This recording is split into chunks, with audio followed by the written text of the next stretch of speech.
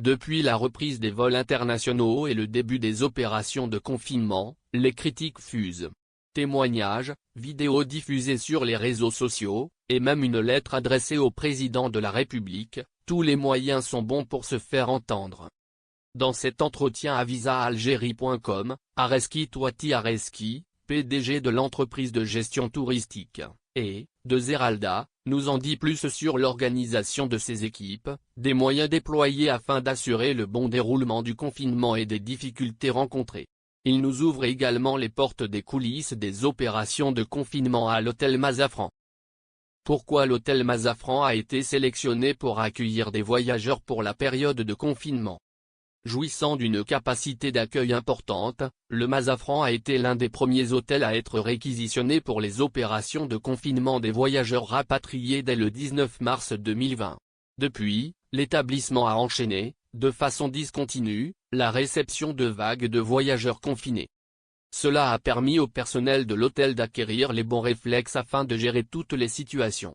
Une adaptation rapide aux besoins des personnes accueillies au sein de l'hôtel a alors été faite. Pour assurer cela, pas moins de 150 personnes ont été mobilisées. Ce staff est également confiné au même titre que les voyageurs. Tous ces paramètres ont permis au personnel de l'hôtel d'acquérir l'expérience nécessaire pour faire face à ce genre d'événement.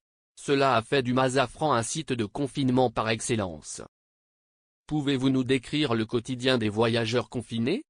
On a vite compris qu'il s'agissait pour eux d'un lieu de vie, et qu'ils avaient des besoins, flexi, couches pour bébé, cigarettes, etc., et on a fait en sorte de les satisfaire, en installant un point de vente au sein de l'hôtel. Une autre priorité était de fournir aux confinés un moyen de s'occuper.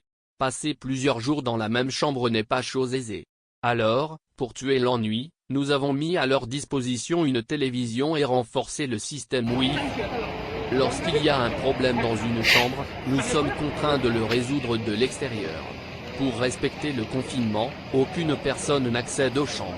Ainsi, les résidents sont munis des moyens de divertissement et d'hygiène nécessaires à leur vie quotidienne. Parlons de la restauration. Comment vous organisez-vous? La restauration est une partie importante des services offerts par l'hôtel. En premier lieu, le chef cuisinier, Amine, établit un menu en fonction des profils des résidents. Tout type de maladies chroniques et allergies sont pris en compte et des menus spéciaux leur sont servis. Une fois les données récoltées et les menus composés, le chef et ses équipes procèdent à la préparation des plats du jour. Tous nos produits sont frais et réceptionnés le jour même.